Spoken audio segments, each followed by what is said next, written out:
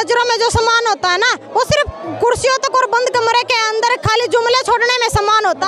अब बोल रहे हैं अगर मोदी जी कहेंगे तो मैं इस्तीफा दे दूंगा।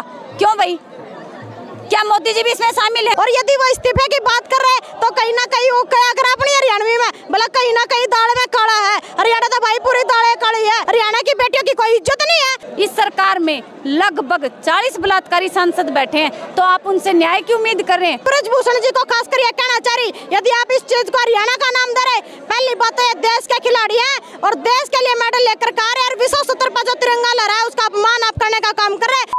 नमस्कार, मेरा नाम अभिनव है और मैं अभी दिल्ली के जंतर मंतर पर मौजूद हूँ। आज दिल्ली के जंतर मंतर पर माहौल काफ़ी अलग है। आप हमारे पीछे देख सकते हैं, हज़ारों की संख्या में यहाँ पे खाक पंचायत के किसान यूनियन के महिलाएं, तमाम लोग यहाँ पे दिल्ली के जंतर मंतर पर पहलवानों को समर्थन देने के लिए आई हैं। ऐसे में हमारे साथ दो हरियाणा के दो महिलाएं भी हैं जो यहाँ दिल्ली के जंतर मंतर पर पहलवानों को समर्थन करने के लिए आई हैं। हम आपसे समझने की कोशिश करते हैं। सबसे पहले रात का घटना कैसे देखते हैं? रात का घटना किसी से कोई छुपा हुआ नहीं रहा, इसको किस तरीके से देखते हैं और हरियाणा में इसका क्या असर है?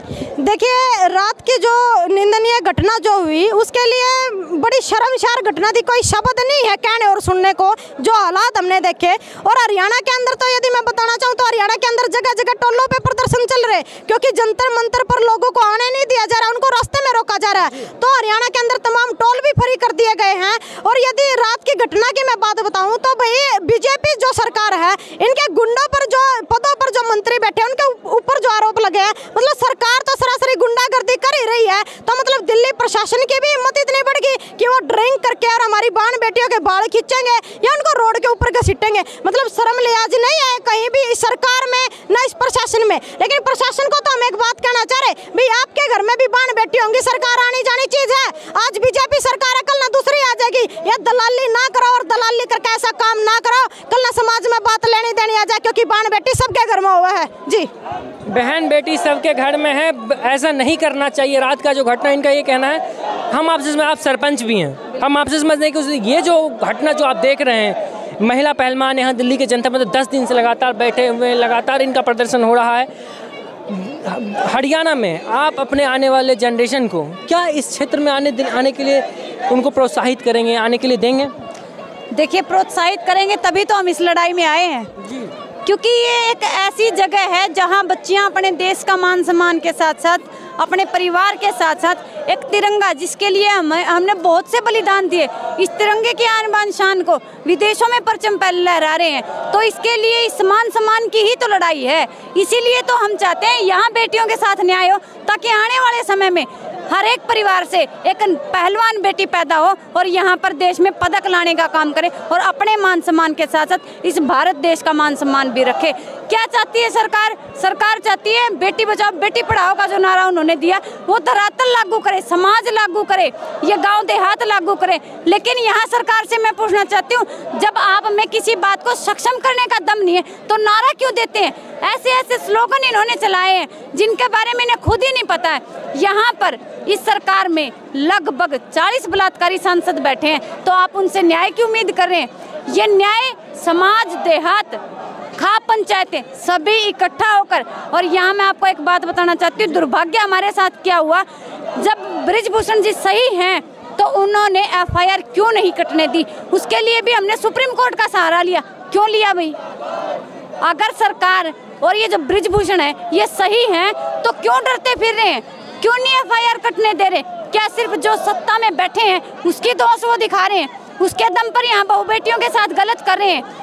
हमारे यहाँ सबसे बड़ा अन्याय तब हुआ जब जिसके ऊपर पॉक्सो एक्ट लगी होती है उसको तुरंत कार्रवाई होती है उसके खिलाफ। जिसके खिलाफ पॉक्सो एक्ट लगा है उसके ऊपर तुरंत कार्रवाई होनी चाहिए। लेकिन ब्रजभूषण शरण सिंह एक बात हमेशा कहते हैं कि आप हमें इस्तीफा देने के लिए कहते हैं, मैं इस्तीफा के लिए देने के लिए तैयार हूँ, लेकिन इनको पहले बोलो ये अपना बोरिया बिस्तर लेके टेम्पू में बैठ जाओ। टेम्पू शब्द का इस्तेमाल करते हैं, टेम्पू में बैठ जाओ, मैं इस्तीफा लेके जाओ, दे दो। नहीं क्यों दे रहे फिर इस्तीफा? क्यों दे रहे? यदि आप सच्चे हो, आप ईमानदार हो, आप नेक दिल इंसान हो, आपके ऊपर कोई लांछन नहीं लगा, आपने किसी बेटी का कोई शोषण नहीं किया, तो फिर क्यों दे रहे इस्तीफा? आप अपने पद पर बैठिए, हमें दम होगा तो हम न्याय ले लेंगे भाई, न्याय प्रक्रिया से। और यदि वो इस्तीफे की बात कर रहे हैं तो कहीं ना कहीं वो क्या कर अपनी हरियाणवी में बोला कहीं ना कहीं दाल में काला है, हरियाणा तो भाई पूरी दालें काली है। इस सरकार ने हम कहना चाह रहे हैं और ब्रजभूषण जी को खासकर हम ये कहना चाह रहे कि आप यदि सच्चे ईमानदार हो तो आपकी सरकार से गुहार लगाइए कि निष्पक्ष जांच हो, FIR लॉन्च हो, और यदि खिलाड़ी झूठे हैं तो एक न्यायिक प्रक्रिया के तहत इस मामले की जांच हो। खिलाड़ी झूठे हैं या फिर आप झूठे हैं, ये दूध का दूध और पानी का पानी हो जाएगा। हरियाणा का भी जिक्र किए तो वो हरियाणा का भी जिक्र करते हैं, वो भी कहते हैं बस हमारे खिलाफ एक ही परिवार है, सिर्फ हरियाणा का, पूरे देश की बेटियां उसमें आती है, वो हमारे खिलाफ नहीं है। देखिए, यदि मैं उन्हीं की बात को ले लूं, क्योंकि एक खिलाड़ी होता है ना, वो देश का गौरव होता है और वो हिंदुस्तान का होता है, उसकी कोई जात धर्म या फिर कोई स्टेट वगैरह मायने नहीं रखती। लेकिन वो हरियाणा की बात कर रहे हैं ना, तो यदि बेटे की इज्जत पे बात आई है, कोई बेटी इज्जत की गुहार, न्याय की गुहार लगा रही है, तो क्या हरियाणा की बेटियों की इज्जत इतनी फालतू हो गई? भाई, हरियाणा के अंदर कोई सरकार नहीं है, हरियाणा की बेटियों की कोई इज्जत नहीं है, मतलब हरियाणा की बेटी आपके ऊपर आरोप लगा रही, मामला ये है, या फिर मामला ये है कि कोई पहलवान बेटी आपके ऊपर आरोप लगा रही। तो मैं इस सरकार को यह कहना चाह रही और ब्रजभूषण जी को खासकर यह कहना चाह रही, यदि आप इस चीज को हरियाणा का नाम दे रहे, पहली बात तो ये देश के खिलाड़ी हैं और देश के लिए मेडल लेकर का रहे और विश्व स्तर पर जो तिरंगा लहरा है उसका अपमान आप करने का काम कर रहे हैं। और यदि हरियाणा की बेटियां पर यदि आप बात करो तो भाई हरियाणा की बेटियां जिंदाबाद थी, है और रहेंगे। इन जैसे गुंडा का मिलाज फिर सुतरा करके जाएंगे हरियाणा की छोरी। जब ये बेटियां मेडल लेकर आती हैं तब तो ये पूरे भारत की हो जाती हैं, लेकिन जब ये अपने हक की लड़ाई लड़ती हैं तो हरियाणा की और एक जात की बेटी क्यों हो जाती है? अगर वो हमसे सवाल करें तो हम भी सवाल का जवाब लेना चाहते हैं उनसे। जब मेडल लेकर आए तो उन्होंने बड़े बड़े अक्षरों में हर टीवी स्क्रीन पर भारत की बेटी मेडल लेकर आई है, और जब इन्होंने अपने हक की लड़ाई लड़ी, अपने मान सम्मान की लड़ाई लड़ी, तो इन्होंने एक टैग दे दिया सिर्फ हरियाणा की बेटी है, एक परिवार की बेटी है। क्यों भाई? हमारे सवालों का जवाब दें। अगर आप में सच्चाई है तो जनता के सामने क्यों नहीं आ रहे? क्यों अंदर बैठे कभी प्रशासन का सहारा ले रहे हैं, कभी मोदी जी का सहारा ले रहे हैं? क्या उन्होंने ये कुकृत्य किया था तब मोदी साहब को पता के किया था भाई मैं ऐसा करने वाला हूँ? अब बोल रहे हैं अगर मोदी जी कहेंगे तो मैं इस्तीफा दे दूंगा। क्यों भाई? क्या मोदी जी भी इसमें शामिल हैं इसीलिए न्याय नहीं हो रहा? तो अपने अंदर इतने सारे सवाल जो इन्होंने छुपा रखे हैं उन सवालों के जवाब दें, नहीं तो जो ये हक की लड़ाई है ये हम जीतने वाले हैं, और मान सम्मान की जो लड़ाई है बेटियों की वो हम हर दम पर जीत कर रहेंगे। क्योंकि मान सम्मान जो होता है, यहाँ बोलते हैं यत्र नार्यस्तु पूज्यते तत्र देवता रमन्ते, जहाँ नारियों का मान सम्मान होता है वहाँ देवता निवास करते हैं। इन जैसे भेड़ियों की यहाँ कोई जहाँ नारियों की पूजा होती है वहीं देवता निवास करते हैं। ऐसे भी हमारे भारत की ये सभ्यता रही है कि भारत में हमेशा महिलाओं को पूजा जाता है, महिलाओं का सम्मान होता है। हमारे मोदी जी भी कहते हैं बेटी बचाओ बेटी पढ़ाओ, नारियों का सम्मान सबसे सर्वप्रथम होता है मोदी जी के नज़र में। तो फिर ये कौन सा सम्मान है?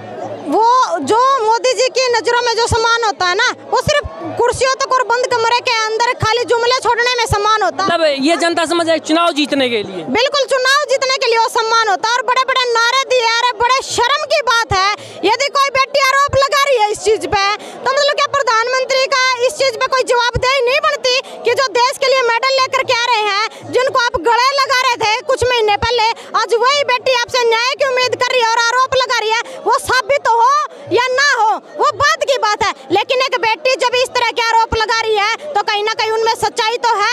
FIR तो लॉन्च होनी चाहिए, कम से कम जांच तो होनी चाहिए मामले की। आरोप साबित होते हैं नहीं होते वो बात की बात है, वो बाद में दूध का दूध और पानी का पानी हो जाएगा जब हमारी जांच कमेटी बैठेगी। लेकिन भाई सरकार, इनकी प्रशासन, इनका जिनने शोषण करा वो इनके मंत्री, तो फिर किससे हम न्याय की गुहार लगाएं? किसी से कोई उम्मीद नहीं है, लेकिन सुप्रीम कोर्ट से हमें पूरी उम्मीद है। हमारी बेटी, हम जैसी बेटियों के साथ खड़े हैं और न्याय की हमें सुप्रीम कोर्ट से उम्मीद है। और हम सरकार को भी कहना चाह रहे कि ये कह रहे भाई प्रधानमंत्री बोलेंगे तो इस्तीफा दे देंगे। प्रधानमंत्री कोई सुप्रीम कोर्ट नहीं है, सुप्रीम कोर्ट से ऊपर प्रधानमंत्री भी नहीं है। जिस दिन सुप्रीम कोर्ट फटकार लगाएगा उस दिन इस्तीफा भी होगा और जेल की सलाखों के पीछे भी होंगे। लेकिन आज जो सुप्रीम कोर्ट का अभी कुछ देर पहले अभी उसका आया है बयान, सुप्रीम कोर्ट का जो आपका सुनवाई होने वाला था उस पर सुप्रीम कोर्ट का जवाब आया है कि मैं इस पर अब कोई कार्रवाई नहीं करूंगा। इसके लिए आपको लोअर कोर्ट में जाने की प्रक्रिया है, आप लोअर कोर्ट जाइए, मजिस्ट्रेट के सामने जाइए, इस पर मजिस्ट्रेट कार्रवाई करें। देखिए, जहाँ तक भी हमें जाना पड़ेगा ना वहाँ तक हम जाएंगे। हमें लोअर कोर्ट की सहारा लेना पड़े, हमें सुप्रीम कोर्ट का सहारा लेना पड़े, हम लेंगे। लेकिन जो कोई भी आज हमारा साथ देगा इस दुख की घड़ी में,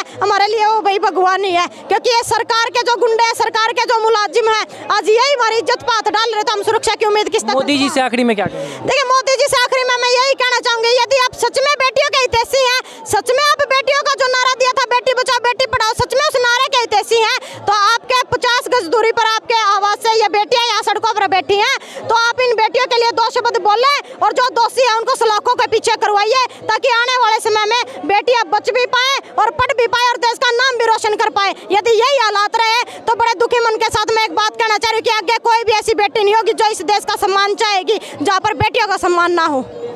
आगे कोई भी बेटी नहीं होगी जो देश का सम्मान चाहेगी। इनका साफ तौर पर यही कहना है और इनका ये भी कहना है कि मैं मोदी जी से कहना चाहता हूँ, आपने जो बेटी बचाओ बेटी पढ़ाओ का नारा दिया, अगर वो सच में है तो इन बेटियों के साथ आइए और इन बेटियों को न्याय दिलाइए।